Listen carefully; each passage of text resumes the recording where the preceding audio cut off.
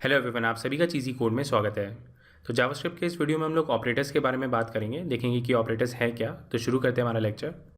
तो सबसे पहले बात करते हैं मैथ्स क्लास की। तो आपने अपनी मैथ्स क्लास में इस तरीके के एक्सप्रेशंस देखे होंगे, 2 + 3 - 4 या 4 × 5 / 10।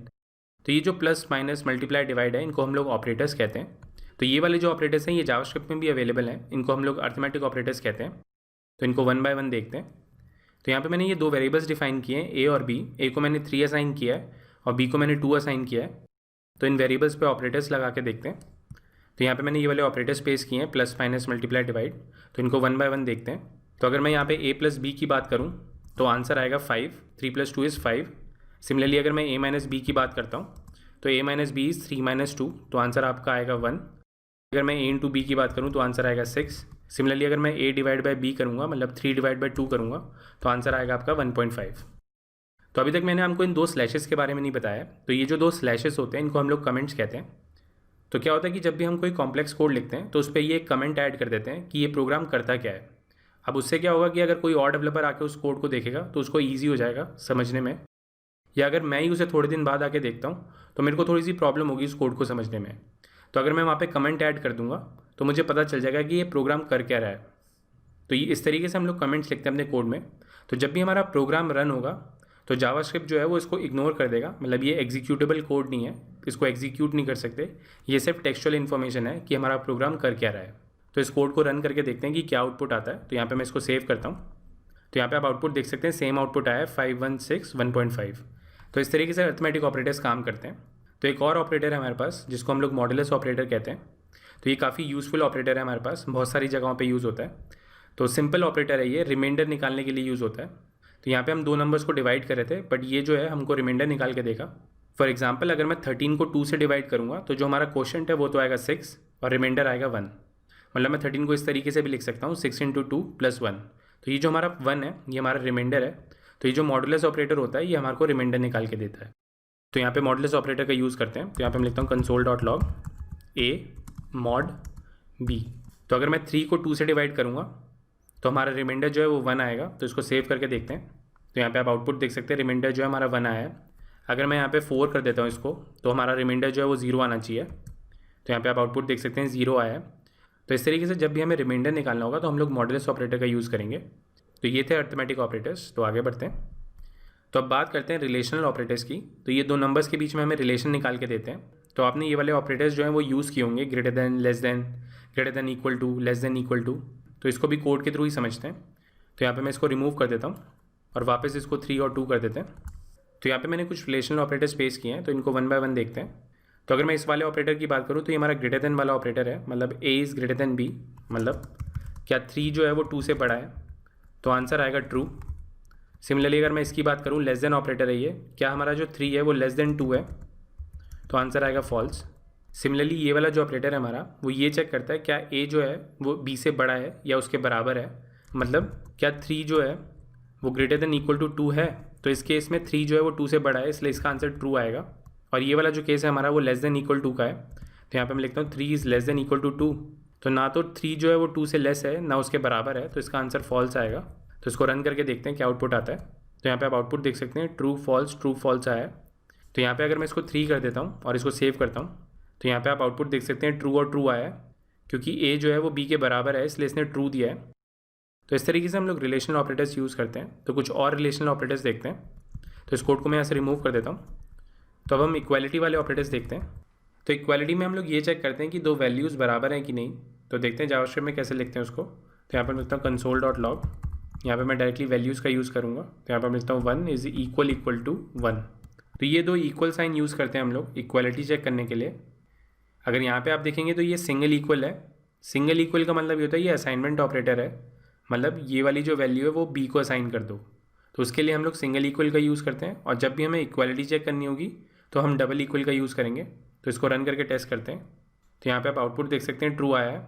तो कुछ और स्टेटमेंट्स लिख के देखते हैं यहाँ पे।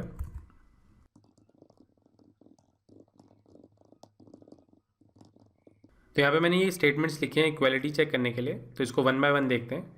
क्या 2 जो है वो 3 के बराबर है, तो आंसर आएगा फॉल्स।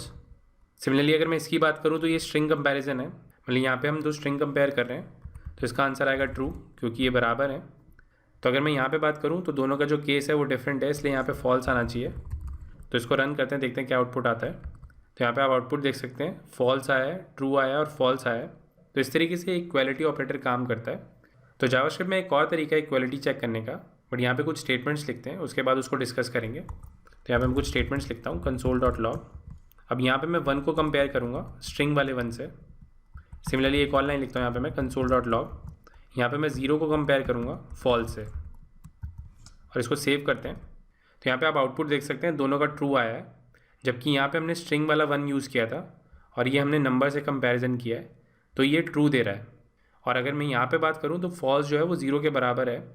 तो ये वाला जो इक्वालिटी ऑपरेटर है, इसमें ये प्रॉब्लम थी कि ये टाइप कन्वर्जन खुद से कर लेता है, मतलब ये हमें एग्जैक्ट मैच नहीं करने देता। क्योंकि यहाँ पे आप देख सकते हैं हमने स्ट्रिंग ली थी और यहाँ पे हमने नंबर लिया था, तब भी उसने उसको ट्रू रिटर्न किया है, क्योंकि उसने इस वाले 1 को कन्वर्ट करके स्ट्रिंग बनाया, उसके बाद कंपैरिजन किया है। सिमिलरली यहाँ पे क्या हुआ, जावास्क्रिप्ट में जो 0 होता है उसको हम लोग फॉल्स कंसिडर करते हैं, इसलिए फॉल्स को उसने फॉल्स से कंपैरिजन किया, तो आंसर आपका ट्रू आया है। तो जब भी हम इस तरीके से इक्वालिटी चेक करते हैं तो हमें ये वाली प्रॉब्लम्स आती हैं, क्योंकि ये वाला जो ऑपरेटर है ये खुद से टाइप कन्वर्जन कर लेता है। तो एक और तरीका देखते हैं जो कि रिलायबल है, मतलब वो कन्वर्जन खुद से नहीं करता। तो यहाँ पे मैं इसी को कॉपी कर लेता हूँ। तो इस डबल इक्वल की जगह हम लोग यहाँ पे ट्रिपल इक्वल का यूज़ करेंगे और इसको रन करते हैं। तो यहाँ पे आप आउटपुट देख सकते हैं, फॉल्स फॉल्स आया है। तो ये एक दूसरा तरीका है इक्वालिटी चेक करने का। यहाँ पे हमने डबल इक्वल का यूज़ किया है, यहाँ पे हम लोग ट्रिपल इक्वल का यूज़ करते हैं। तो डबल इक्वल और ट्रिपल इक्वल में सिर्फ इतना सा फ़र्क है कि ट्रिपल इक्वल जो होता है वो टाइप कन्वर्जन खुद से नहीं करता, वो हमें एग्जैक्ट मैच करवाता है। यहाँ पे डेटा टाइप भी सेम होना चाहिए और वैल्यू भी सेम होनी चाहिए, तभी ये ट्रू देगा, वरना ये फॉल्स देगा। तो अगर मैं इसको यहाँ पे स्ट्रिंग बना देता हूँ तो ये मुझे ट्रू देगा। तो यहाँ पे आप आउटपुट देख सकते हैं, ट्रू आ गया। तो इस तरीके से हम लोग जावास्क्रिप्ट में इक्वालिटी चेक करते हैं। तो आगे बढ़ते हैं। तो अब बात करते हैं इंक्रीमेंट और डिक्रीमेंट ऑपरेटर की। तो इस वाले कोड को मैं ऐसे रिमूव कर देता हूँ और यहाँ पे एक नया वेरिएबल बनाते हैं, लेट i = 10। और यहाँ पे मैं एक ऑपरेशन परफॉर्म करता हूँ, i = i + 1, और इसको प्रिंट कराते हैं यहाँ पे। तो इसको रन करता हूँ यहाँ पे मैं। तो यहाँ पे आप आउटपुट देख सकते हैं 11 आया है। अब ये वाला जो ऑपरेशन होता है हमारा +1 करने वाला, ये बहुत कॉमन ऑपरेशन है।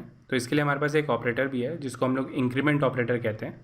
तो यहाँ पे मैं इसको यूज़ करके दिखाता हूँ। तो यहाँ पे मैं लिखूँगा i++।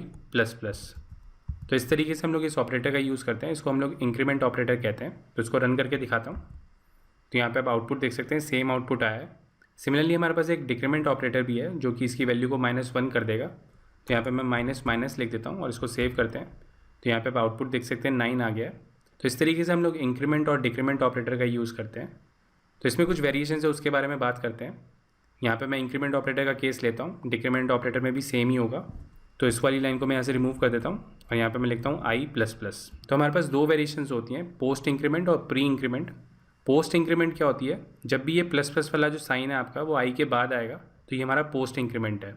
तो पोस्ट इंक्रीमेंट में क्या होता है, पहले वेरिएबल की वैल्यू यूज़ हो जाएगी, उसके बाद इंक्रीमेंट होगी। तो इसको मैं रन करके दिखाता हूँ। तो यहाँ पे आप आउटपुट देख सकते हैं 10 ही आया है। अगर मैं इसके नीचे एक और console.log करता हूँ तो यहाँ पे आप आउटपुट देख सकते हैं 11 आया है। तो पोस्ट इंक्रीमेंट का मतलब ये है कि पहले i की वैल्यू को यूज़ कर लो। तो उसने i की वैल्यू को यूज़ कर ली और उसने यहाँ पे 10 आउटपुट दे दिया। उसके बाद उसने मेमोरी में जाके उसको 11 कर दिया, इसलिए यहाँ पे उसने 11 प्रिंट किया है। सिमिलरली हमारे पास एक प्री इंक्रीमेंट भी है। तो यहाँ पे मैं इसको रिमूव कर देता हूँ और यहाँ पे इसके आगे ++ लगा देता हूँ। तो जब भी वेरिएबल के आगे लगेगा तो वो प्री इंक्रीमेंट होगा। तो इसको सेव करते हैं। तो यहाँ पे आप आउटपुट देख सकते हैं 11 ही आया है। तो यहाँ पे क्या होता है, पहले वो वैल्यू को इंक्रीमेंट करेगा फिर यूज़ करेगा। तो इसका एक एग्जांपल देखते हैं, ज़्यादा क्लियर हो जाएगा। तो यहाँ पे मैं console.log लगाता हूँ और यहाँ पे मैं लिखता हूँ i++ स्पेस देके ++i। तो देखते हैं इसका आउटपुट क्या होना चाहिए।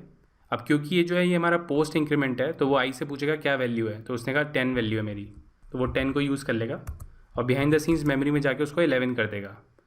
उसके बाद वो यहाँ पे पहुँचेगा। अब ये प्री इंक्रीमेंट है, तो वो पहले i की वैल्यू को ++ करेगा, यानी 11 को वो 12 कर देगा और यहाँ पे वो 12 लेगा। तो इसका आंसर जो है वो 22 आना चाहिए। तो देखते हैं इसका आउटपुट। तो यहाँ पे आप आउटपुट देख सकते हैं 22 आ गया। तो इस तरीके से प्री इंक्रीमेंट और पोस्ट इंक्रीमेंट काम करते हैं। सिंपल कॉन्सेप्ट है। पोस्ट मतलब पहले वैल्यू को यूज़ कर लो, उसके बाद जाके इंक्रीमेंट करो। और प्री में हम लोग क्या करते हैं, पहले वैल्यू को इंक्रीमेंट करते हैं, उसके बाद जाके यूज़ करते हैं। तो सेम चीज़ जो है वो डिक्रीमेंट ऑपरेटर पे भी लगती है, यानी प्री डिक्रीमेंट और पोस्ट डिक्रीमेंट। तो ये था हमारा इंक्रीमेंट और डिक्रीमेंट ऑपरेटर्स के बारे में। तो इस वीडियो को यहीं पे कंक्लूड करते हैं। तो आज के लिए इतना ही। अगर आपको ये वीडियो अच्छा लगा तो प्लीज़ लाइक करें। अगर अभी तक आपने हमें सब्सक्राइब नहीं किया तो प्लीज़ सब्सक्राइब करें। Thank you for watching. आपका दिन शुभ हो। धन्यवाद। ये लैंग्वेज भी सीख लो, वो लैंग्वेज भी सीख लो। जीवन एक रेस है, ऊपर चढ़ना सीख लो। हो जाए जब सब कुछ, खुद बनना सीख लो। उठा के बस्ता, नाप के रास्ता, हर कोई चला है आईटी में। आईटी में, आईटी